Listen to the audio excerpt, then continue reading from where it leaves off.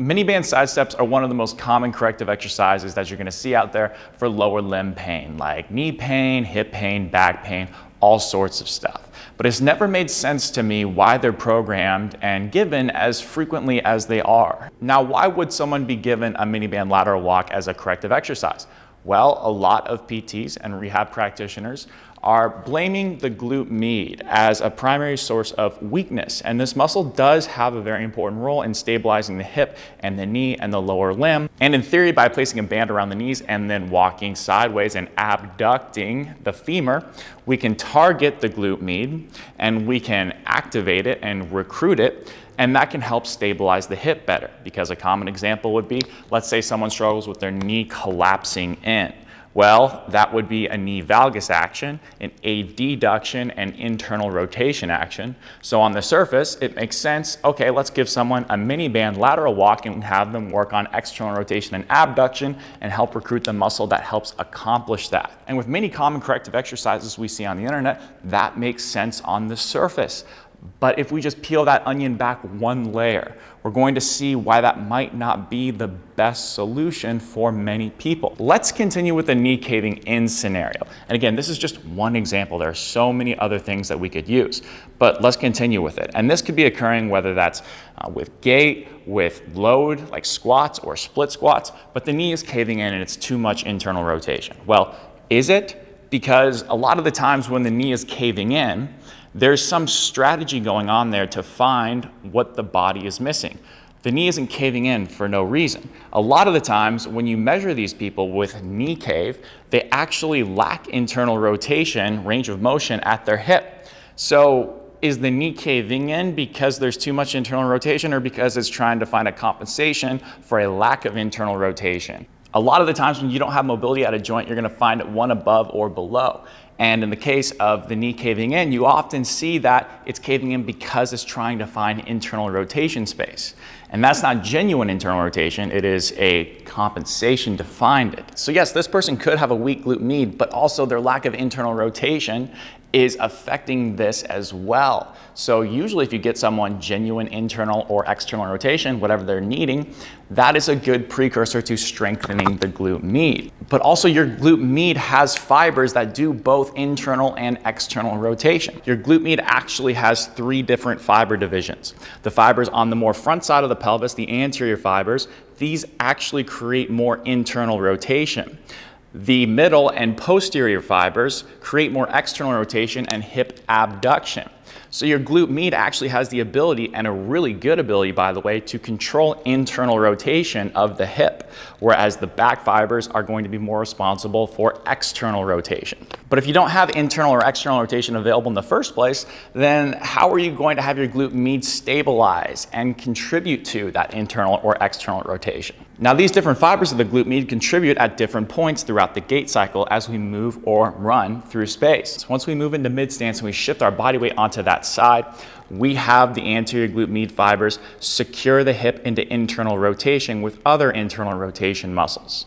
As we move into late stance and we start to push away from that side, at that point, the posterior glute med and the fibers that are more rear of the front of the pelvis are going to act to help push and create propulsion, because mid stance is a position of internal rotation and then late stance is a position of push off and external rotation of the femur and the pelvis. The problem with mini band side steps is a lot of times when people execute them, they don't even execute them that well to begin with. So they're staying on the outside of their foot and they're stepping from side to side, staying on the outside of their foot and not getting the foot contacts they need that are specific to when we actually use that muscle when we're walking or running. So if I wanted more of my anterior glute med fibers active, I would want to mimic more mid-stance mechanics within my foot. So I'd have more of a vertical shin angle, and the weight would be through the arch of my foot. On the other hand, if I wanted to bias more posterior glute med and external rotation, I would mimic more late stance. So I'd have more of this forward shin angle and weight through more of my forefoot, specifically through the ball of my big toe, where the first metatarsal head is right here, because that is what's on the ground when we push off. So why would we just want to stay on the outside of the foot the whole time? That's not specific to how we move. I'm not saying mini band side steps are useless. There are contexts in which I think that they can be appropriate, but I think that they're a little too overprogrammed and we can do better with these other things taken into account. A way we can target the glute med fibers specifically would be in a split stance position, just with a little bit of a different setup, depending on which fibers we're going for.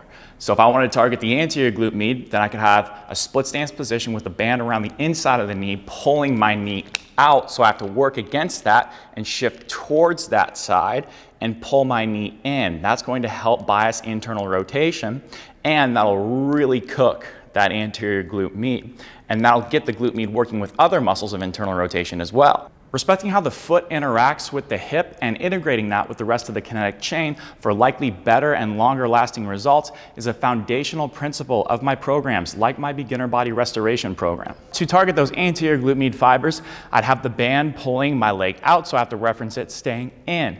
I want a relatively light band. You really don't need a ton of resistance here to feel that glute med working really well. But I still want to keep my knee tracking over my first two toes. I don't want it to dump in. I don't want it to be too far out like this. So I'm going to start in the bottom position right here. I'm going to make sure I have more of this vertical shin angle. And I'm going to focus on feeling my inner heel and this first metatarsal head, but most of the weight's going to be in the inner heel. That doesn't mean that I lose my outside foot, it just means that the whole foot's flat, but this is where my focus is. And then I'm going to make sure that my back knee is underneath the hip, and I'm going to have a neutral pelvis, so I might need to do a little tuck, and then focusing on those foot contacts, straight up, straight down. So I'm going to be feeling my inner thigh work. The adductor is a muscle of internal rotation that works with the glute med right here. If you do this enough, you'll start to feel that muscle work really well. Now, if I wanted to target my posterior glute med, I would do the opposite. I would have a band pulling my knee in, so I have to reference the abduction and external rotation to keep my knee out, but still tracking over the toes. So what I'll do is I'll start in this bottom position to make sure that I'm in a good position. So I have my back knee underneath my hip, and I have more of this forward lean, focusing on the ball of the big toe, this first metatarsal head. Not the actual big toe, but right here, because that's what's in contact with the ground as well as we transition to late stance and push off. I'm not going to lose my heel, but I'm going to make sure that a lot of the weight's right here. Now I'm going to get nice and tall, make sure my pelvis is neutral, go straight up and straight down, just like this. I'm going to link down below a couple of exercises that are a little bit easier than a split squat, but still help target the anterior and posterior glute med respectively. So hopefully that helps. The summary is muscles help us move into joint positions. However, we need access and range of motion to actually move into those joint positions in the first place.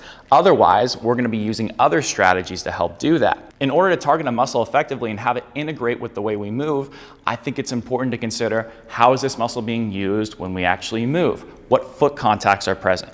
What positions of the pelvis and hips are present? That will lead us to better, longer lasting solutions and things that actually carry over more so over time.